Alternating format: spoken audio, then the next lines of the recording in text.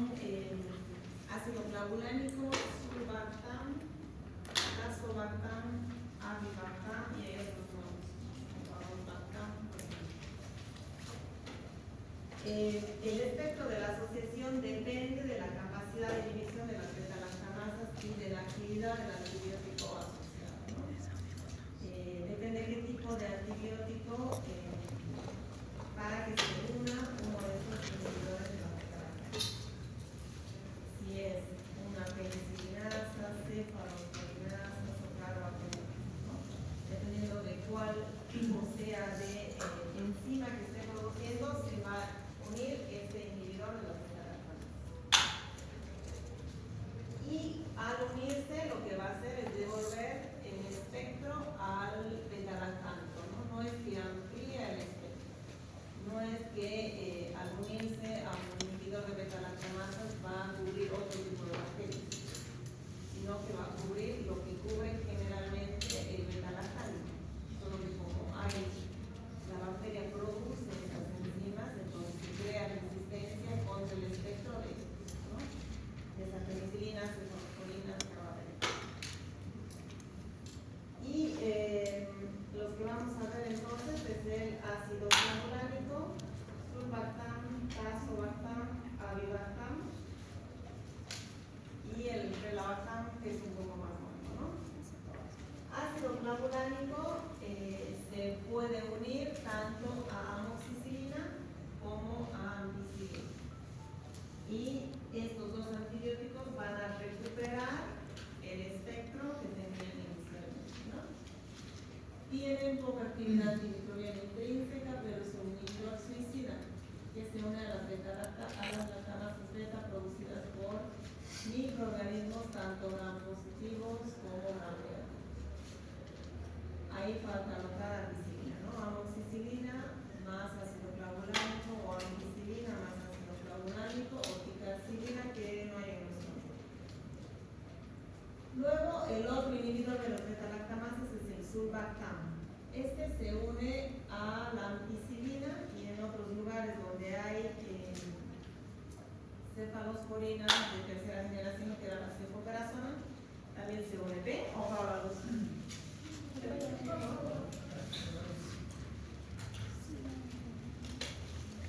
Entonces, aquí en nuestro medio hay. La de la otra, la de allá. Entonces, en nuestro medio hay ampicilina más sulbactam que llega de Laboratorios Vago y viene con nombre de IBEI. Hay tanto en administración por vía oral y administración por vía parenteral. Estos antibióticos, la amoxicilina con sulbactam o con ácido clavulánico, están indicados en infecciones producidas por gérmenes gram positivos, ¿no? Luego está tazobactam, que se une a piperacilina, que sí hay en nuestro medio, piperacilina, tazobactam y centolosano, que no hay. Y por último, avibactam, que no he visto que haya llegado todavía aquí, que se une a ceftazidima, ceftazidima avibactam. Recuerda que ceftazidima era una cefalosporina de qué generación? De tercera generación, que cubría, a diferencia de las de tercera generación que cubría Pseudomonas aeruginosa. Y estos inhibidores también se dividen en generaciones. Los de primera generación son ácido clavulánico, tazobactam y sulbactam. Y los de segunda generación, avibactam y relabactam. Estos también se unen a los carbapenemas, ¿no? Ahí está avibactam, se une a ceftazidima, que era una cefalosporina de tercera generación, a astronam, que es el monobactam, que corresponde al grupo de los beta-lactámicos, ceftarolina, que era una cefalosporina de quinta generación, cefepime, cefalosporina de cuarta generación, y al imipenem, que es un carbapenem, ¿no?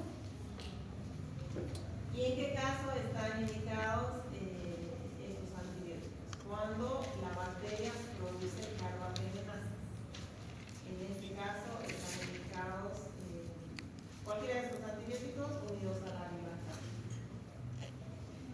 Tanto Cepaclé, el de la cama en espectro extendido, como carbapenemas, ¿no? También otras enzimas son la AMC,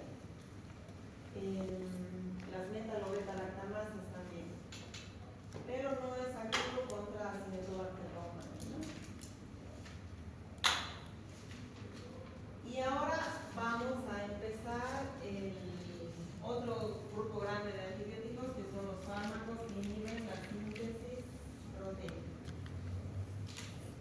Esta síntesis proteica actúa en dos niveles, ¿no? Los que inhiben la subunidad 30S, que son solamente dos grupos, aminoglucósidos y tetraciclinas, y los que inhiben la subunidad 50S, que son 5 grupos.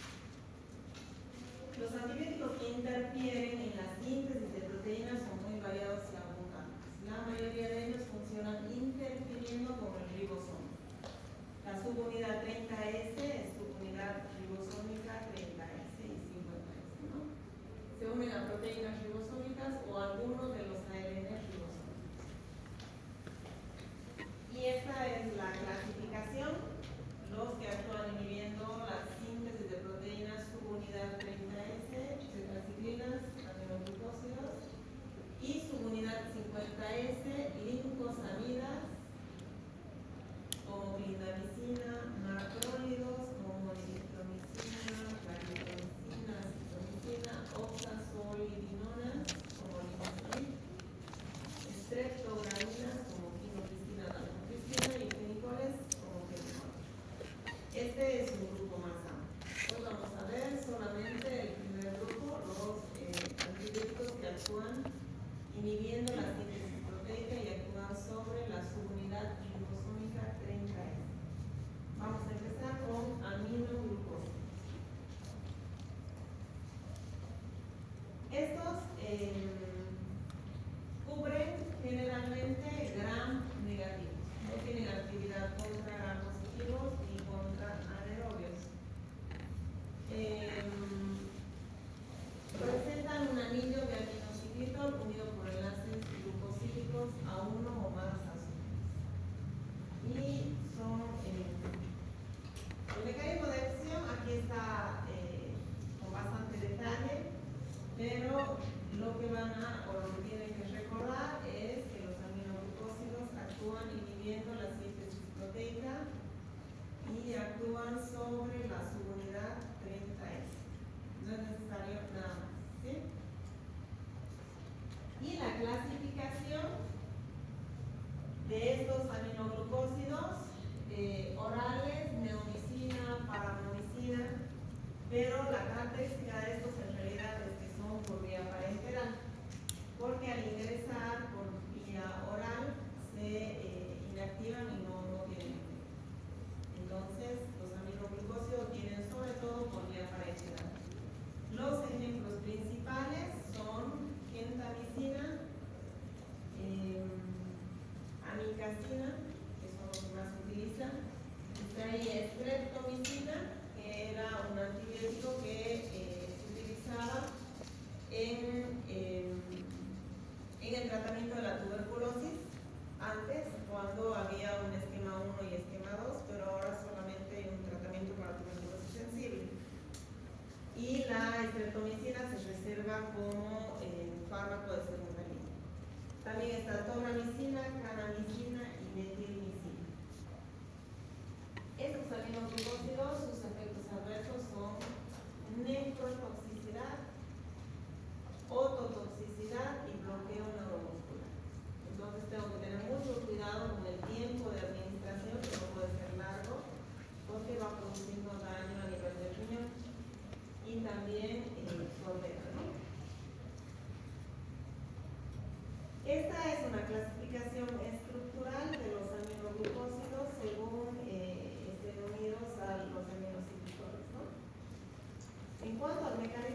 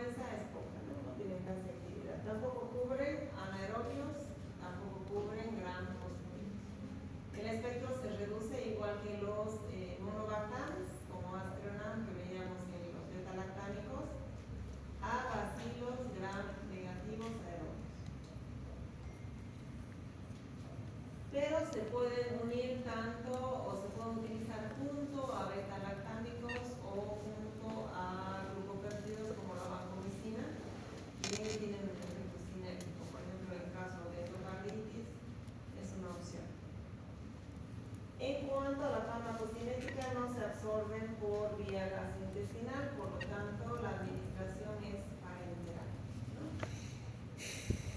Tiene un volumen de distribución escaso y tiene concentraciones altas a nivel del oído y a nivel del riñón. Y es por esto los efectos adversos, ¿no? Que hemos dicho que eran nefrotoxicidad, ototoxicidad. La neomicina y paramomicina se absorbe cuando existe inflamación intestinal. Estos eran los únicos fármacos que se podían administrar por vía oral, pero actúan solamente cuando el intestino está inflamado, si no, no tienen absorción. Se excretan por vía renal en un 99%. Entonces, si el paciente tiene falla renal, tengo que corregir la dosis según el filtrado glomerular.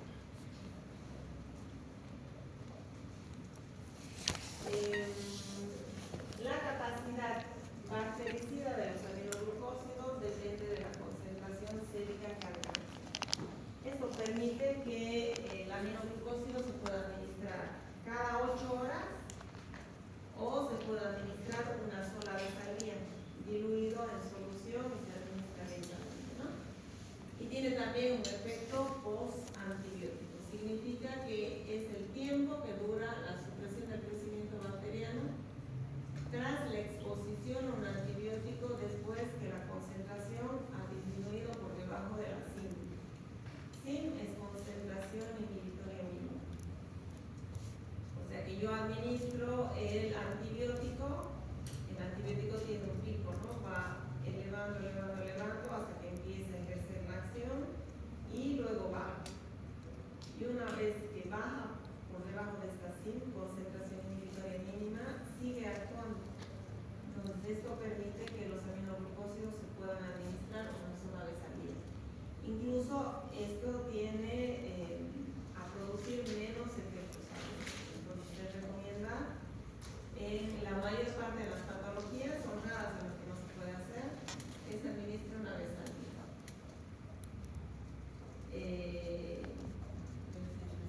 Puede administrar una sola dosis. Y con esta monodosis o una sola vez al día se logra que el paciente tenga menos riesgo de desarrollar nefrotoxicidad y menor riesgo de ototoxicidad, porque hay menor acumulación a nivel del oído y menor concentración intracelular en el túbulo contorneado proximal. Entonces eso vale igual, ¿no? Pero hay excepciones, no en todos los casos se puede administrar una vez al día. ¿Y en qué casos son las excepciones? En el embarazo, recién nacidos, infecciones pediátricas. Y también en ciertas patologías como endocarditis, neutropenia febril y en insuficiencia renal. En estos casos hay que administrarlo cada 8 horas.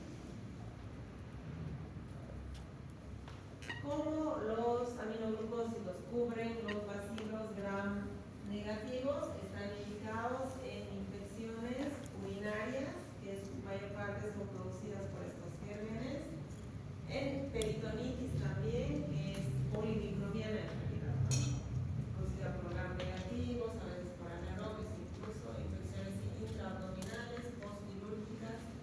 La streptomicina, les decía que antes era un tratamiento de primera línea, hoy pasa a ser de segunda línea la tuberculosis. Neomicina, que se utiliza en profilaxis quirúrgica y en pacientes con encefalopatía hepática. Y en sepsis y en neumonía grave solamente si es que se asocia a un beta-lactámico o a un glucoperdol. En ese caso está indicado. O si no, hay que pasar a otro antibiótico de mayor espectro, ¿no? Solito no se puede. Los efectos adversos, ya les mencionaba que son ototoxicidad, nefrotoxicidad y bloqueo neuromuscular. La ototoxicidad afecta a la rama coclear y vestibular. Y la nefrotoxicidad se produce porque se acumula a nivel de la corteza renal y va a producir insuficiencia renal aguda. Existen factores que aumentan el riesgo de toxicidad, como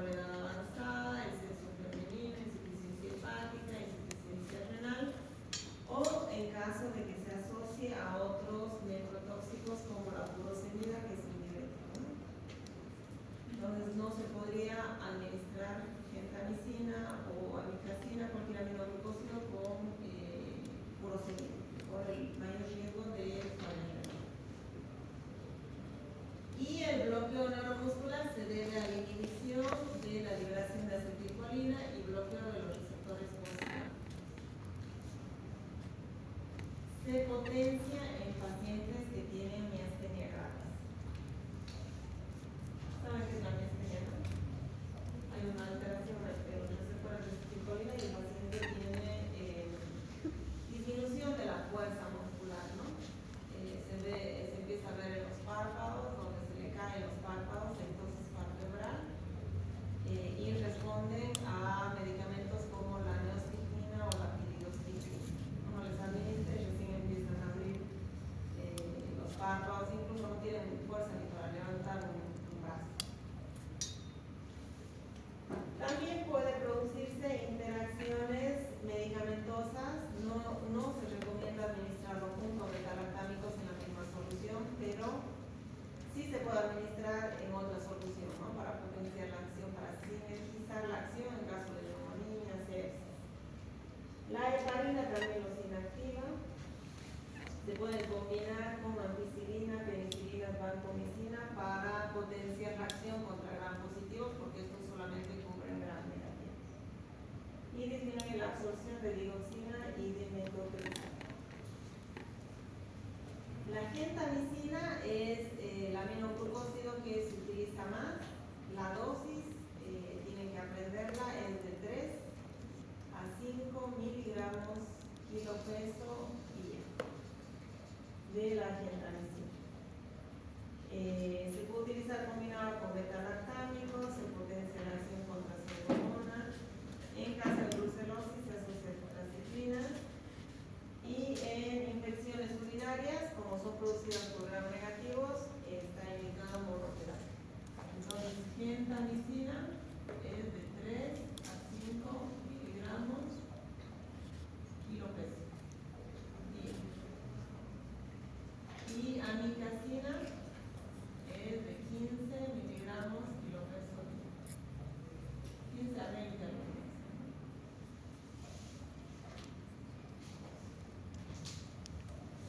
Ahí está la dosis. Y se puede administrar cada 8 horas, cada 12 horas o una vez al día en infusión. Hemos dicho que si administramos una vez al día en infusión hay menos riesgo de ototoxicidad y de nefrotoxicidad. Se diluye en 5 a 200 ml de solución salina o dextrosa y se pasa en media hora, en una hora o en 2 horas. Las ampollas o la presentación de gentamicina es 80 miligramos, eso viene en ampollas, ¿no? Y de amicacina es de 500 miligramos y de 1 gramo.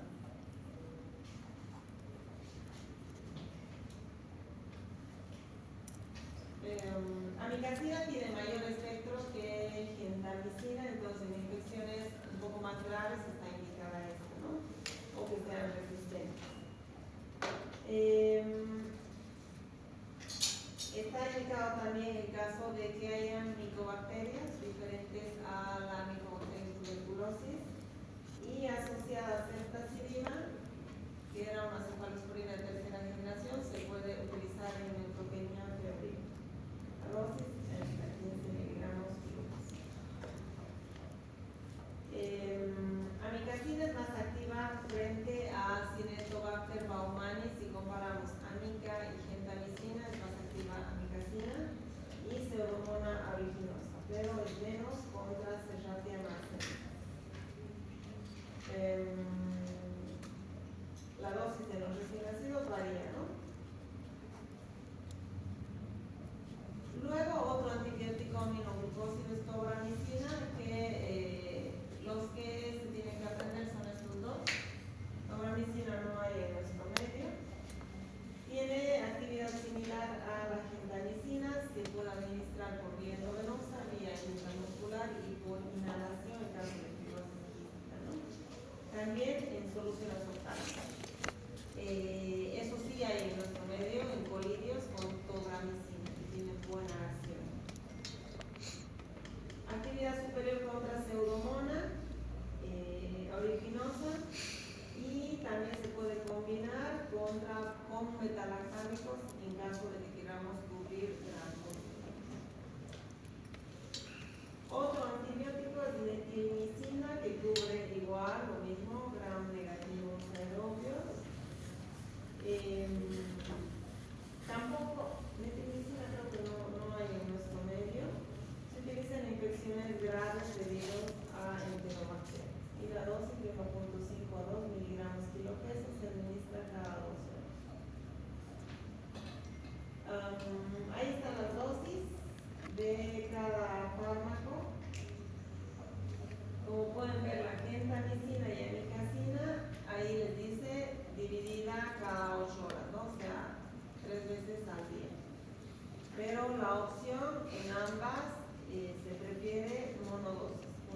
vez al día, diluir en solución fisiológico dextrosa y pasarme. Hay otros aminoglucósidos nuevos como el plasmicina